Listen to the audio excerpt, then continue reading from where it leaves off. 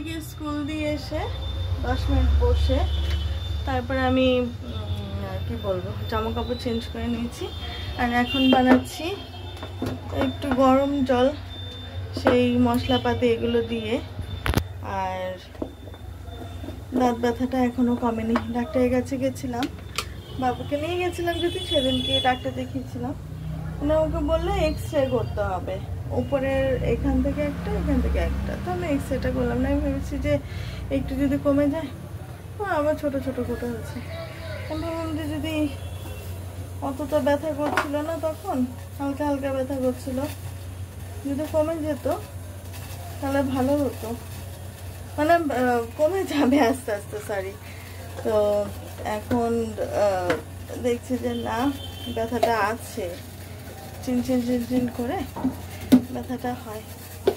কিন্তু আমি জয়ের ইনস্ট্রুমেন্ট দিয়ে দিয়ে তারপরে ডাক্তারবাবু আমাকে দেখালো যে আমার দাঁতে নর্মালি কোনো বাইরে থেকে কোনো সমস্যা দেখা যাচ্ছে না, যার জন্য এক্স-রে করে দেখবে যে ভিতরে কোনো সমস্যা আছে কিনা। তো দেখা যাক কি হয়। আচ্ছা, ভাবছি যে যাবো আবার বিকেলে। আর আজকে যদি এক্স-রে করতে বলে তাহলে করবো, ঠেলার নাম বাবাজি। ব্যথায় আর ভালো লাগে না। বাবুর তো দাঁত ব্যথায় জ্বর চলে এসছে, আর বাবু চেয়েছিল যে দাঁতটা তুলেই ফেলতে, কিন্তু ডাক্তার বাবুর দাঁত তোলেনি হচ্ছে বাবুর কিছু নার্ভের ওষুধ চলে, আর কিছু ওষুধ একদম প্রথম থেকে যখন স্ট্রোক হয়েছিল বাবু তখন থেকেই চলে। আমার এখানে পড়ে গেছে। তো সেই ওষুধের জন্য দাঁত তুলতে গেলে রক্ত বেরোবে, আর সেই রক্তটা বন্ধ করতে পারবে না, রক্ত পাতলা হয়ে গেছে ভেতর থেকে। তো সেটার জন্য বাবুর দাঁতটা তোলা হয়নি। আমার ড্রিঙ্কসটা কেমন মানে কী সব আফল তাফল বলছি, তো দেখাই। তো এই যে এইভাবে আমি জলটাকে ফুটিয়ে নিয়েছি। আর আজকে ভাবছি হালকা একটু চেয়ার সিডস দিয়ে তারপরে খাবো। এরকমভাবে 2-3 মিনিট ফুটিয়ে নেব। আজকে না বেশিক্ষণ এক্সারসাইজ করতে ভালো লাগলো না, কিছুক্ষণ করলাম, মানে 10 মিনিটের মতো, একবারে বন্ধ করিনি, 10 মিনিটের মতো করলাম। মানে এখন একটু বসি, ভালো লাগছে না, দাঁতটা খুব ব্যথা, মানে এই সাইডটা তো প্রচণ্ড ব্যথা করছে। আজকে না গেলে হবেই না। তো কালকে পোলাও ছিল, এই পোলাওটা এখন ভাজবো, ব্রেকফাস্টটা এটাই খাবো। তো এখানে আমি কড়াই গরম করতে দিয়েছি। এটা তো মোটামুটি সব ধরনের মশলা টশলা তো দেওয়াই, পেঁয়াজ আদা রসুন এগুলো দেওয়াই। তো শুধু ডিম ভাজবো আর এটা তো মেশাবো। তো কড়াই গরম তো হয়েই গেছে, কারণ গরম বসিয়ে তারপরে নিয়ে আসলাম। তো দিয়ে দেবো হালকা তেল, বেশি তেল দেবো না, কারণ পোলাও তো অলরেডি তেল ঘি সব কিছু দেওয়া। এরপরে শুধু ডিমটা ভেঙে দেবো। তো আমি এখানে 2টো ডিম ছেলে মুলে ভেঙে দিয়েছি। দিয়ে দেবো স্বাদ মতো লবণ। বর্ষাকালে না লবণগুলো কেমন যেন একটু মানে ঘেমে ঘেমে যায়, কোনো কিছুতে কিছু হয় না। এরপরে ডিমটাকে একটু ভেজে নেব ভুজিয়া মতো করে।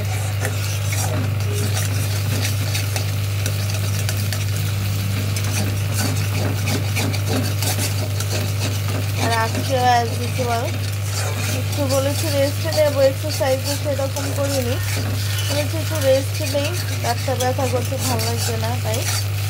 তারপরে আবার সেই 9:45 বেজে গেছে।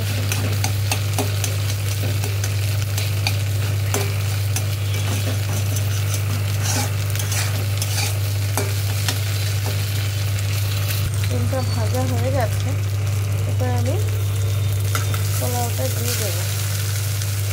তার আলাদা করে কিছু দেওয়ার নেই, লবণ টবণ এগুলো তো সব কিছু তো দেওয়াই।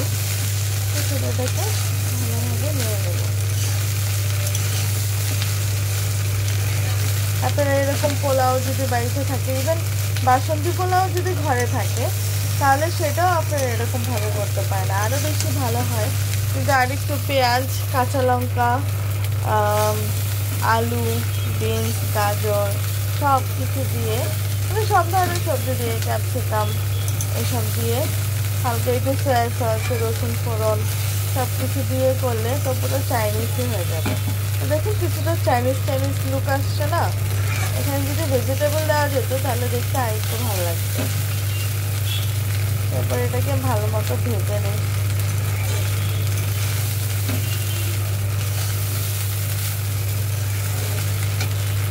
থেকে আসার সময় ভুট্টা নিয়ে এসছে 3টা, মা মাত্র গজা দিয়েছে। হ্যাঁ নিচেগুলো তোলো। এই তো আমার গুড গার্ল। এই যে একটা, এই যে সামনে।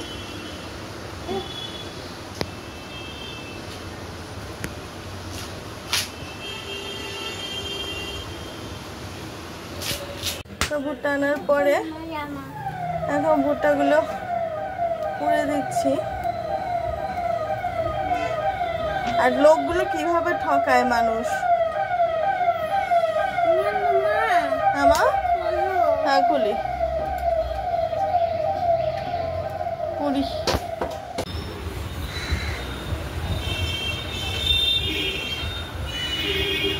চোখে ড্রপ দিয়েছে, পারে 1 ফোঁটাই পড়ে। হ্যাঁ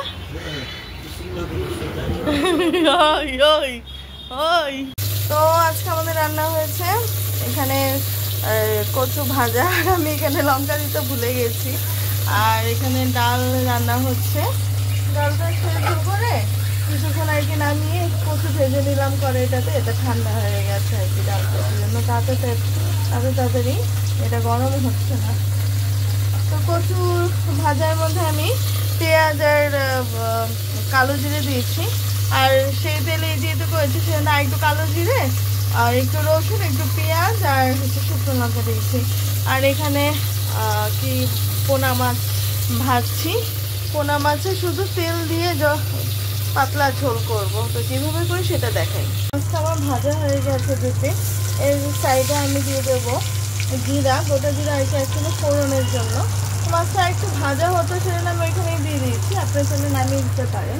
আর এখানে বাকি মাছটা ভেজে নিয়েছি। আর এখানটাতে হলুদ, লবণ আর হচ্ছে আপনার একটু জিরে বা মানে ভাজা জিরা আর হচ্ছে কাঁচা লঙ্কা। এই জলটা আমি যখন জিরেটা চলে আসবে ফোড়নে তখন আমি দিয়ে দেবো।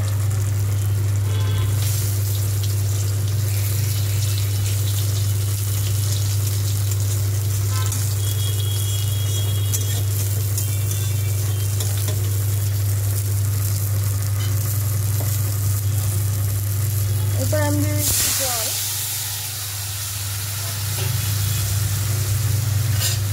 আবার কি মাছগুলো আমি একসাথেই দিয়ে দেবো।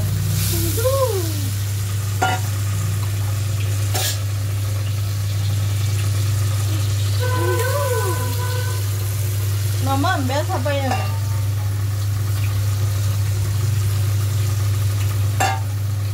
এবার ঝোলটাকে ফুটতে দেবো। নামানোর আগে সামান্য একটু গরম মশলার গুঁড়ো দিয়ে নামিয়ে নেব। আপনারা এইভাবে ট্রাই করে দেখবেন বাড়িতে, কেমন লাগে মাছটা আমাকে অবশ্যই কমেন্টের মাধ্যমে জানাবেন।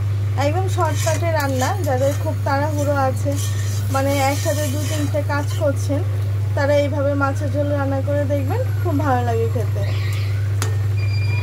নামানোর আগে সামান্য একটু গরম মশলার গুঁড়ো দিয়ে নামিয়ে নেবেন। মাছের ঝোল ফুটে গেছে, এরপর নামাবো আমি। আর হালকা একটু গরম মশলার গুঁড়ো দিয়ে নিচ্ছি।